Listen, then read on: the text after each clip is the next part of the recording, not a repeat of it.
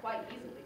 So when you go into a community, what is your... Entering a community. When you're entering a community, how do you, what mindset are you in? Like, what is your expectations coming into that so you can release yourself from that outcome expectation? I have two answers for that. Coming into a community, I'm asking questions. Okay? I'm asking questions. I'm asking what your needs are, what your thoughts are, how can I fit in as only one part of the history that's already been built in the community in which I'm coming into. The second thing is just really validating the process. You know, because even though as long as you say, so in terms of social work, as long as you say, I'm going to work with this 10 artists and we're going to do some empowerment. We understand that empowerment is an internal process and is not an external process, and no one can assist anyone with empowerment.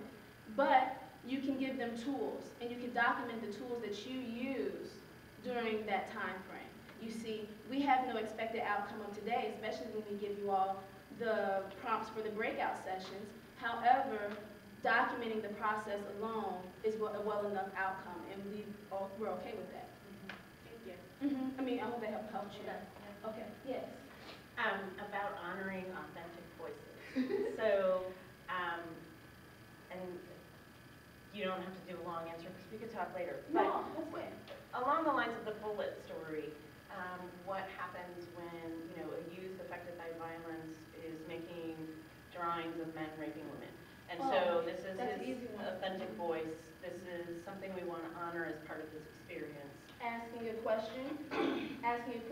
Also, in terms of how I approach art making, it's twofold. It's both art making and writing, So there might be some of the things coming up in the writing that's not coming up in the visual arts, and vice versa. So having an understanding of where that person is in their place also helps. But then two, I think being okay with that imagery, because that imagery is a part of reality. Now, how do we build a conversation around that imagery is what our work is. Right. Yes? I was wondering if you could maybe describe a little bit more the meaning of anti-racist versus the idea of,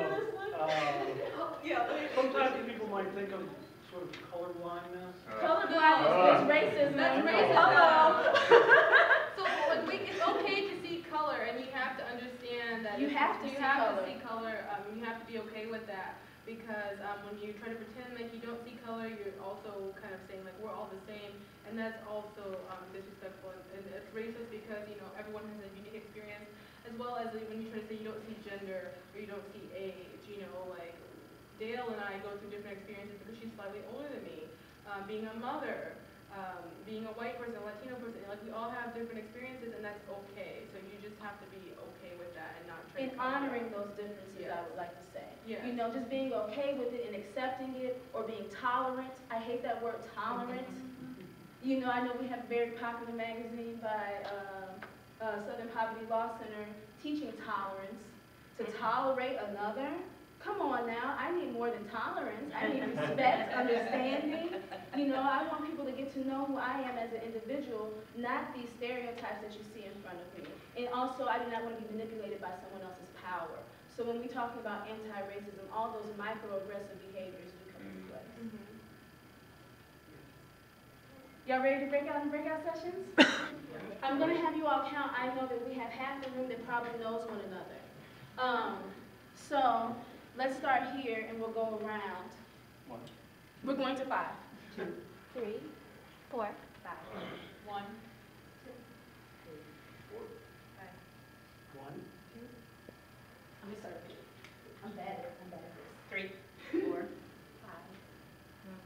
2, 3, 4, 5. 1, 2, 3, 4, 5. And then 1, 3, 4, 5. Oh, 5. It's okay. 1. And Gina? 2. Sweet. So that's everyone, right? I didn't. Oh, no. Oh no, 3. You 3? You 3. Should we read the scenarios first? No, we're not going to read scenarios. Okay, Surprise. sorry.